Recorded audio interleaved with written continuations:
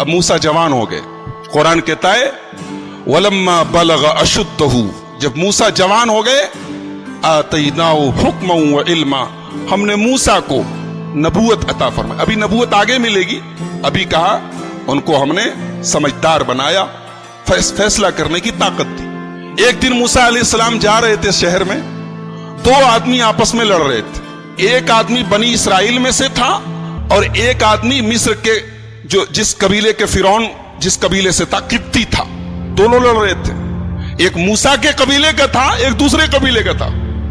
قبیلے کی محبت بھی محبت ہوتی ہے نا, جیسے ہمارے یہاں برادری کی محبت چلتی. برادری کی اور خاندان کی محبت جو ہے کہیں نہ کہیں وہ کام کرتی. اب موسیٰ علیہ السلام کے قبیلے کا جو آدمی تھا, اس نے کہا موسیٰ دیکھیے یہ مجھ کو مار رہا ہے, میرے اوپر ظلم کر رہا ہے. موسیٰ علیہ السلام نے کہا اچھا تجھے مار رہا ہے. فوقظہ موسیٰ, موسیٰ نے اس کو گھوسا مارا, اس کو ایک فائٹ مارا. اور موسیٰ علیہ السلام بہت ہٹے کٹے تھے, باڈی بلڈر تھے. اس لیے ہمارے نوجوانوں کو چاہیے کہ ایمان کے ساتھ ساتھ باڈی کو بھی مضبوط کریں, تھوڑا جم شم جایا کریں, تھوڑا باڈی کو مضبوط کریں. اب آپ لوگ مجھ سے مت کہیے مولوی صاحب آپ کی کون سی بہت مضبوط باڈی, لیکن بہرحال جانا چاہیے. موسیٰ علیہ السلام باڈی بلڈر تھے. مارا ایک فائٹ, فقضى علیہ, مر گیا وہ, ایک مکے میں مر گیا وہ. موسیٰ علیہ السلام نے مارا تھا ایسے ہی کہ تھوڑا سا اس کو جو ہے ٹائٹ کرے, لیکن ایک مکے میں مر گیا وہ. موسیٰ علیہ السلام حیران ہو گئے, بولے ارے یہ کیا ہو گیا, ھذا من عمل الشیطان, یہ شیطان نے مجھ سے کیا کروا دیا. انہ عدو مضل مبین, شیطان بہت بڑا دشمن ہے انسان کا. غلطی ہو گئی موسیٰ علیہ السلام سے, انہوں نے مارا تو ایسے ہی اس کو سختی کرنے کے لیے, اس کو سبق سکھانے کے لیے, وہ مر گیا وہ. یعنی موسیٰ کے مکے میں اتنی طاقت تھی, ایک مکے میں مر گیا وہ, قبطی مر گیا. اب موسیٰ علیہ السلام اللہ سے دعا کرتے ہیں, رب اغفر لی, اے اللہ مجھے معاف کر دے, میں نے اپنی جان کے اوپر ظلم کیا ہے, مجھے معاف کر دے. پتہ یہ چلا کہ نبی سے بھی اگر کوئی غلطی ہو جائے تو نبی بھی فوراً اللہ سے معافی مانگتے. جان بوجھ کے نہیں مارا تھا, غلطی ہو گئی. انہوں نے اس کو قتل کرنے کے, جان سے مارنے کی غرض سے نہیں مارا, غلطی ہو گئی, لیکن فوراً اللہ کی بارگاہ میں توبہ کی. سبق یہ ملا کہ ارے موسیٰ تو نبی ہیں, ہماری اور آپ کی کیا اوقات ہے. اگر کبھی غلطی ہو جائے, کوئی خطا ہو جائے, کوئی اللہ کی نافرمانی ہو جائے, دیر نہ کرو, فوراً توبہ کرو. موسیٰ نے توبہ کی. اللہ کہتا فغفر لہو, ہم نے اپنے بندے موسیٰ کی توبہ کو قبول کیا. اب موسیٰ علیہ السلام پورے مصر میں ڈرے ڈرے سہمے ادھر ادھر گھوم رہے ہیں کہ اگر پتا چل گیا کسی کو کہ وہ میری وجہ سے مرا ہے تو مجھے سزا ہوگی. اور اس زمانے میں قتل کی سزا قتل تھی, موت کی سزا موت تھی, تو مجھے مار دیا جائے گا. موسیٰ علیہ السلام بیچارے ڈرے ہوئے سہمے ہوئے پورے شہر میں گھوم رہے ہیں. اگلے دن جا رہے تھے تو وہی آدمی جو ایک دن پہلے کسی سے جھگڑا کر رہا تھا, بنی اسرائیل کا ایک آدمی, وہی آدمی کسی اور سے جھگڑا کر رہا تھا, اور پھر چلایا اے موسیٰ دیکھیے میرے اوپر یہ ظلم کر رہا ہے. موسیٰ علیہ السلام نے کہا انک لغوی مبین, تو ہی ایک نمبر کا کمینہ ہے, تو ہی ایک نمبر کا فسادی. کل بھی تو کسی سے جھگڑا کر رہا تھا, آج بھی تو جھگڑا کر رہا ہے, اس کا مطلب فسادی تو ہے. اس کے بعد موسیٰ علیہ السلام نے اس قبطی کو جس سے آج یہ جھگڑا کر رہا تھا, اس کو مارنے کے لیے اپنا ہاتھ آگے بڑھایا تو یہ سمجھا, اسرائیلی یہ سمجھا کہ آج لگ رہا ہے موسیٰ مجھے ماریں گے.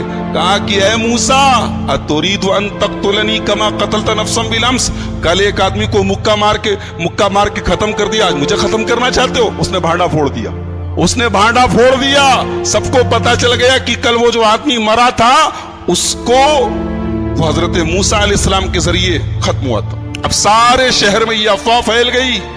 اب موسیٰ علیہ السلام بیچارے پریشان ہیں. اتنے میں ایک موسیٰ علیہ السلام کا ہمدرد اور خیرخواہ آیا اور اس نے کہا یا موسیٰ ان الملا یأتمرون بک لیقتلوک, اے موسیٰ دربار فرعون میں فیصلہ ہو چکا ہے, تمہیں اس قبطی کے بدلے سزائے موت دی جائے گی. فخرج منہا, جتنا جلدی ہو سکے تم مصر چھوڑ کے نکل جاؤ, شہر چھوڑ کے بھاگ جاؤ, ورنہ جان کے لالے پڑ جائیں گے, ختم کر دیے جاؤ. اب موسیٰ علیہ السلام مصر چھوڑ کے جا رہے ہیں. کہاں پہنچتے ہیں؟ مدین پہنچتے ہیں. اگر آپ نقشہ اٹھا کے دیکھیں تو مصر سے مدین کئی 100 کلومیٹر دور ہے. حضرت موسیٰ علیہ السلام بس بھاگ رہے ہیں کہ کیسے میں بھاگ جاؤں. भागते भागते भागते भागते कई 100 किलोमीटर सहराओं में रेगिस्तानों की खाक छानते हुए हजरत मूसा अलैहिस्सलाम मदियन पहुंचते हैं। अब वहां पहुंचे तो एक पेड़ के नीचे आराम करने के लिए, सुस्ताने के लिए मूसा अलैहिस्सलाम बैठे हुए। लंबा सफर करके आए, न खाया है न पिया है, न कोई पूछने वाला है, बेचारे थके मादे बैठे हुए। वहीं पर एक कुआं था, कुएं से लोग अपनी अपनी बकरियों को पानी पिला रहे थे। मूसा अलैहिस्सलाम ने देखा कि सारे लोग अपनी अपनी बकरियों को पानी पिला रहे हैं, लेकिन 2 औरतें वहां पे खड़ी हैं, वो अपनी बकरियों को लेके किनारे खड़ी हैं। बकरियां बिल्कुल प्यासी हैं, बेचैन बनी हुई हैं, लेकिन वो औरतें किनारे खड़ी हैं। तो मूसा अलैहिस्सलाम पहुंचे, पूछा मा खत्बुकुमा, क्या बात है, तुम दोनों यहां क्यों खड़ी हो? वो कुएं के पास भीड़ लगी है, वहां जाके पानी पिलाओ, ये दूर क्यों खड़ी हो? तो उन दोनों लड़कियों ने जवाब दिया, उन दोनों औरतों ने जवाब दिया, ला नस्की हत्ता युस्दिर अर्रिआउ व अबूना शैखुन कबीर। कहा कि आप देख नहीं रहे मर्दों की भीड़ लगी है, हमें पसंद नहीं है कि हम मर्दों की भीड़ में धक्का खा के जाके अपनी बकरियों को पानी पिलाएं, ये हमारी गैरत गवारा नहीं करती। और ये भी सुन लीजिए, वह अबूना शैखुन कबीर, हमारा बाप बहुत बूढ़ा है, हमारा बाप इस लायक नहीं है कि हमारी बकरियों को पानी पिला सके, इसलिए मजबूरी में हमें घर से बाहर निकलना पड़ा है, वरना हमें यह काम पसंद नहीं। हमारी माओ बहनों को सबक मिला कि मुसलमान औरत की शान नहीं है कि मर्दों की भीड़ में धक्की धक्का खाए।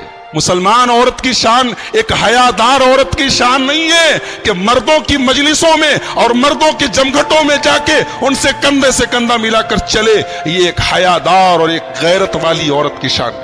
और ये भी पता चला कि औरत घर से तभी निकले जब कोई जरूरी काम हो। उन दोनों लड़कियों ने कहा, वह अबूना शैखुन कबीर, हमारा बाप बहुत बूढ़ा है, बीमार है, इसलिए हमें यह काम करना पड़ा है, वरना यह काम हमारा नहीं है, यह काम मर्दों का है।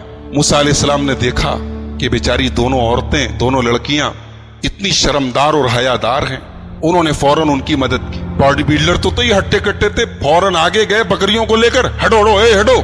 वहां पहुंचे कुएं के पास, और कुएं के ऊपर बहुत बड़ा सा पत्थर रखा था। मूसा अलैहिस्सलाम ने अकेले पत्थर उठाया, पानी खींचा, बकरियों को पानी पिलाया, और उन दोनों औरतों से कहा कि आप लोग अपनी बकरियां लेके चले जाएं, भूखे हैं, प्यासे हैं।